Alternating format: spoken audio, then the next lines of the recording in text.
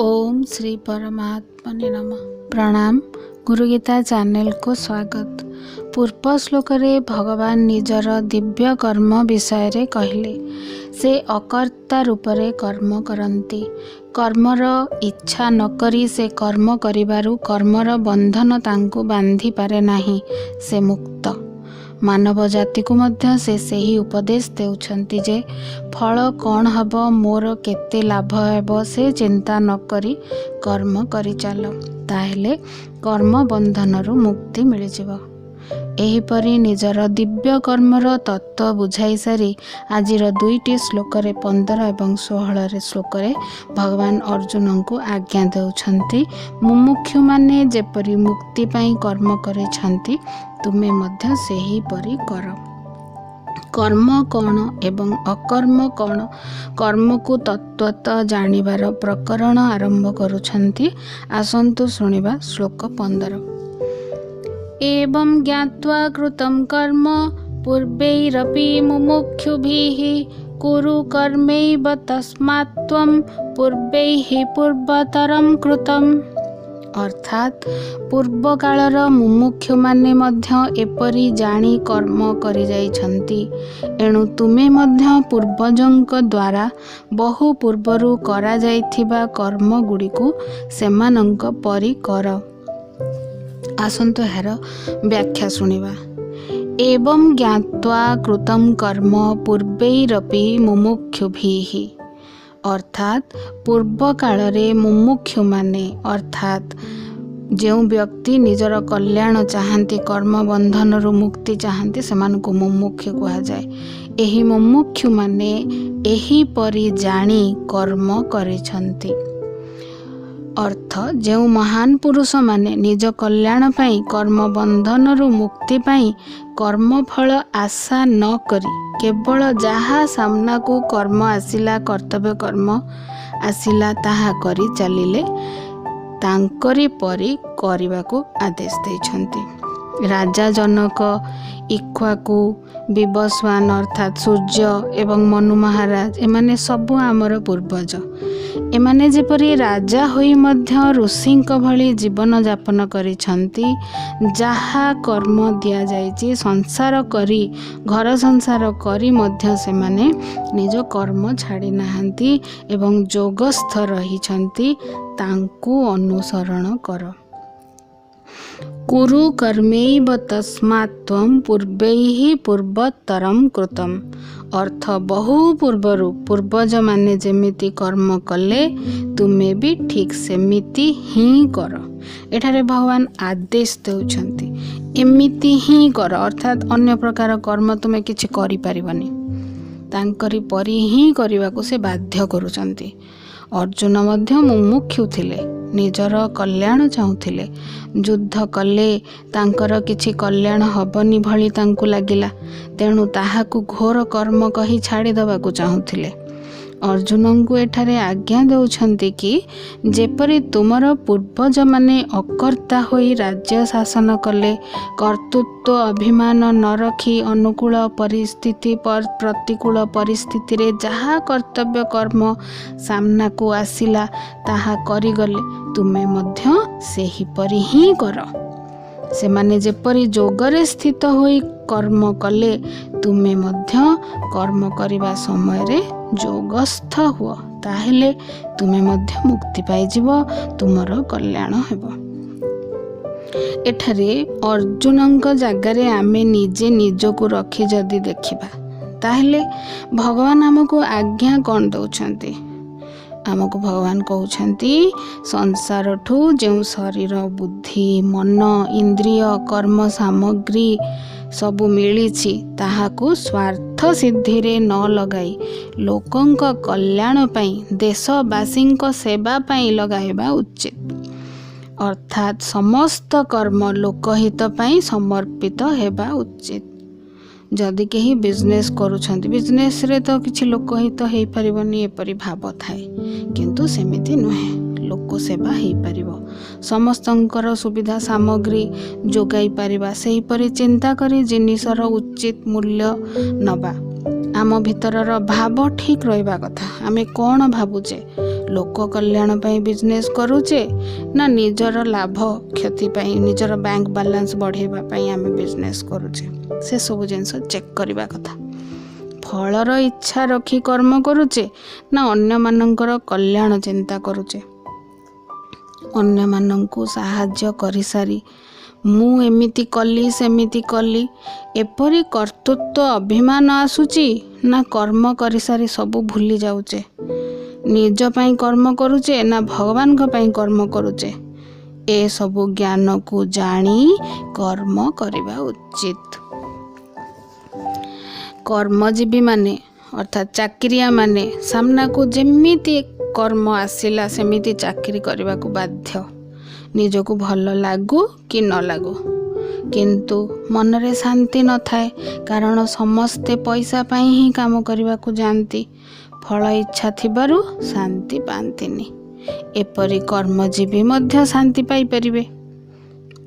भाबिबार ढंग टिके बदलाइबाकू हबो।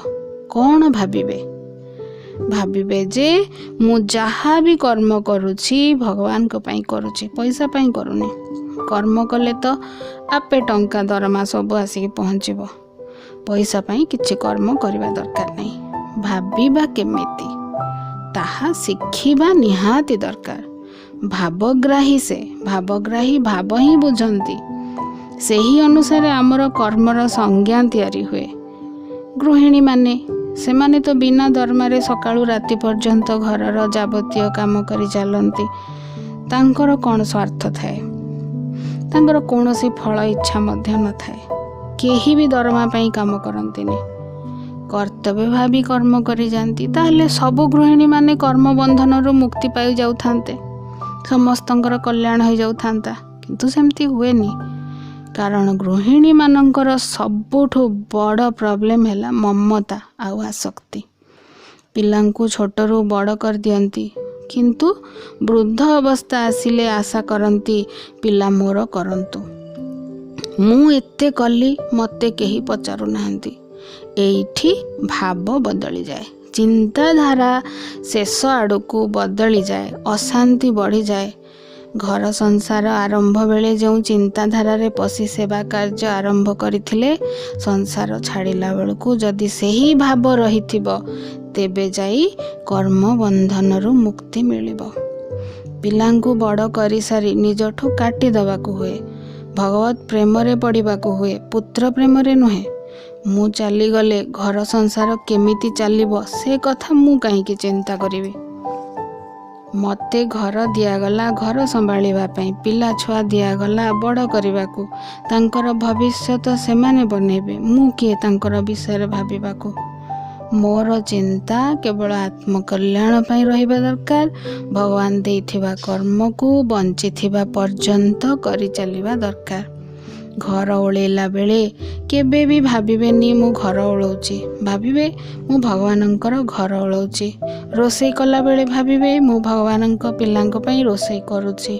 भगवान जेमिति घर देइछंती कोठा देइछंती भड़ा घर देइछंती झुंपुड़ी घर देइछंती आजबेस्टस घर देइछंती जहा देइछंती ताहा मोर आश्रय सेथिरे मु संतुष्ट। एहीपरि भाव रखी कर्म कले कर्म कर्म जोग हो जाए कर्ता भाव रहेनी अकर्ता हो जाए। यह पर श्लोक रे भगवान कर्मर तत्व बुझाउछंती। आसंतु शुणिबा श्लोक 16। किम कर्म किम अकर्मेति कवयोप्यत्र मोहिताः तत्ते कर्म प्रवक्ष्यामि यज्ञात्वा मोक्ष्यसे शुभात्। अर्थात कर्म कौन एवं अकर्म कौन ए विषय रे विद्वान मध्य मोहित हो जाती। एणु जो कर्मर तत्व जानिले तुमे अशुभ बा संसार बंधन रु मुक्त होइजिब ताहा मु तुमको सम्यक भावे कहिबी। आसंतु यार व्याख्या सुनिबा। किम कर्म किम अकर्मेति कवयः अपि अत्र मोहिताः। कर्म कौन आउ अकर्म कौन ए विषय रे विद्वान ज्ञानी माने मध्य मोहित हो जाती। मोहित अर्थ ठीक कौन भूल कौन बुझिबारे अक्षम कन्फ्यूजन। किम कर्म आमे जहा भाबू जहाँ प्रतिदिन शरीर इंद्रिय मानक साहाय्य करू ताहा होची कर्म। आमे एमती भाबू। आउ जहाँ हाथ गोड़ इंद्रिय न चलिले खाली बसी रहिले कि सोई रहिले बसी थाउ किछि कर्म करू न थाउ ताहा होची अकर्म। किंतु भगवान कहते मन वचन और शरीर द्वारा जो क्रिया हुए ताहा कर्म। मनुष्यर भावना चिंताधारा अनुसार ही कर्मर संज्ञा तैयारी हुए। भावधारा बदली गले कर्मर संज्ञा मध्य बदली जाए। कर्म स्वरूपतः सात्विक देखा जाउथिले मध्य जदि कर्तार राजसिक कि तामसिक भाव रहिछि तेबे सही कर्म राजस और तामस हो जाए। धरा जाऊ जड़े देवी उपासना रूपक कर्म करुछंती ताहले यह प्रकृति रे सात्विक कर्म। मात्र कर्ता सही कर्म को जदि कौनसी कामना सिद्धि पाई करुथिबे तेबे ताहा राजस हो जिवो एवं जदि काहारी अनिष्ट उद्देश्य रे करुथिबे तेबे सही कर्म तामस हो जाए। सेहीपरि कर्तांकर अंतर रे किछि भी फलेच्छा ममता कि आसक्ति नाही केवल उपासना ही केवल करुचंती सेही कर्म अकर्म हो जाए। अर्थ एपरि कर्मर फल बंधनकारक हुए नाही। बहुत शिक्षित शास्त्रज्ञ ज्ञानी माने मध्य जानी पारंतिनी केतेबेले तांको द्वारा कर्म हुए अकर्म हुए कि विकर्म हो जाए। कारण कर्तार भाव अनुसार कर्मर स्वरूप मध्य बदली जाए। कर्म करू करू से अकर्म हो जिवो नहले कर्म करू करू विकर्म हो जिवो। कारण कौनसी काम आरंभ कला बेले जो भाव नहीं आरंभ होता है शेष बेलू से ही भाव रे परिवर्तन आसी जाए। आरंभ समय मन सात्विक थाए अन्य मानकर कल्याणर भाव थाए निजर कल्याणर भाव थाए किंतु समय क्रमे कर्ता कर्मर मूल आधार भूली प्रशंसा खोजती टंका पैसा रे निजर भाग खोजती नहले अहंकार रे पड़ी जाती। पोस्ट पावर पैसा कर्तांकर मुंड खराब कर दिए कारण भाव बदली जाए। तात्पर्य हैला कर्ता जदि निर्लिप्त रही खाली कर्म करि जिबे सेही कर्म अकर्म हेबो। कर्म बंधनकारक हेबनी। धरा जाऊ दुर्गा पूजा हैला कॉलोनी रे जहाँ को जहाँ काम बंटा गला से माने चुपचाप निज कर्म करदेले शेष रे समस्ते संतुष्ट मनरे मूर्ति विसर्जन करी आनंदित हेले सेही कर्म अकर्म हो गला। किंतु पूजा पर जदि टंका पैसा को नहीं झगड़ा हैला कि अशांति हैला से पूजार आउ किछि लाभ हैलानी जहाँ ताहा केवल बंधनकारक हैला। राग रुषा मनस्ताप अशांति ए जदि सब होउची ताहा बंधनकारक कर्म। तेणु मनर भाव को बदलिला बेले टिके चेक करबा कथा। अनेक ज्ञानी भावती घर संसार करबा होउची बंधनकारक। सन्यासी जीवन भल भावी घर छाड़ी साधु होई सेवा करती। सेवा करबा उद्देश्य निश्चित भल किंतु शेष पर्यंत निजर सेही सेवार मनोवृत्ति भाव को वचन को सात्विक रखिबारे ध्यान देबा होउची सबुठु बड़ कार्य। काहा उपरे विरक्त हेले आमे वचन रे किछि न कहिले भी मन भितरे जाता गाली गुलज करि दो किंतु उपरे हसी दो। केही केही अत्यधिक रागी मने मने मर्डर करने को चिंता करती। भगवान कहते यह मध्य कर्म। भावना रे मध्य कहार अमंगल चिंता करिले तार कर्मफल भोगिबाकू बाध्य हब। कर्म बंधन अर्थ कर्मफल भोगिबाकू पुणी थरे जन्म नेबाकू पड़िबो मुक्ति नाही। सेहीपरि वचन द्वारा काहाकू खराब करी कही हृदय को कष्ट देले ताहा मध्य कर्म। आउ सेही कर्मर फल मध्य भोगिबाकू पड़िबो। वचन द्वारा अभिशाप आउ आशीर्वाद दुईटी जाक होची कर्म। खराब कथा कही अन्यर हृदय को कष्ट दबा मने मने अन्यर अमंगल चिंता करिबा एवं हाथ रे छुरी धरी भूसी दबा एका प्रकार कर्म। तेणु आमे निजे निजको किपरि कंट्रोल करिबा चेक करिबा से सब उपरे काम करिबा दरकार अभ्यास करिबा दरकार। तत्ते कर्म प्रवक्ष्यामि यज्ञात्वा मोक्षसे अशुभात्। अर्थ कर्मर तत्व जाणीगले तुमे अशुभरू केमिति मुक्त हेब से विषय मु टिके तुमको कहिबी। जीव निजे शुभ एवं यही संसार होची अशुभ। जीव परमात्मांकर अंश से से शुभ।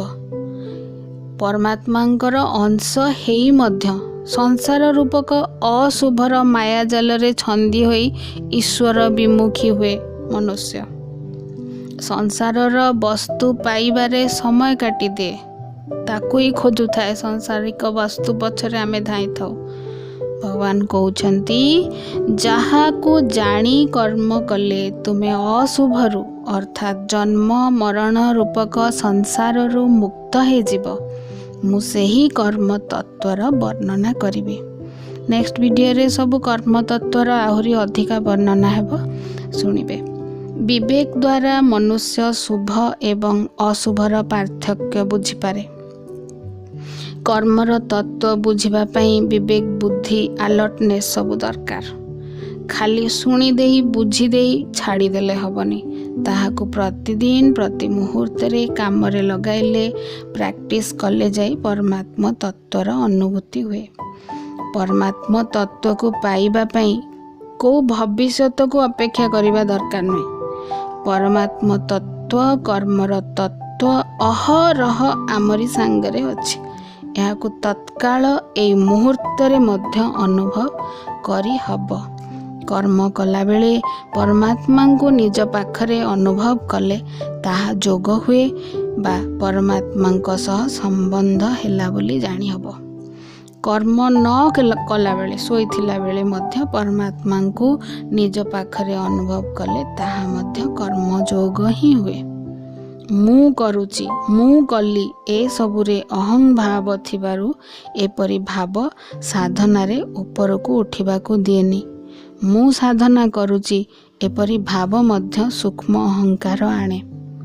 मन रे अहंग्र भाव विरक्ति क्रोध डर ईर्षा प्रतिशोधर भाव आदि सबु हेउछि कर्म जहार अशुभ फल भोगिबाको पड़िबो। मनरे दया क्षमा मित्रता स्नेह विश्वास शांति संतुष्टता आदि कर्मर मध्य शुभ फल भोगिबाको पड़िबो। किंतु सबु कर्म भगवानंग पई करूची सेवा त्याग पई करूची करी सारी सबु भूली जाउची यह होची अकर्म। आज पई एतिकी। ओम तत्सत।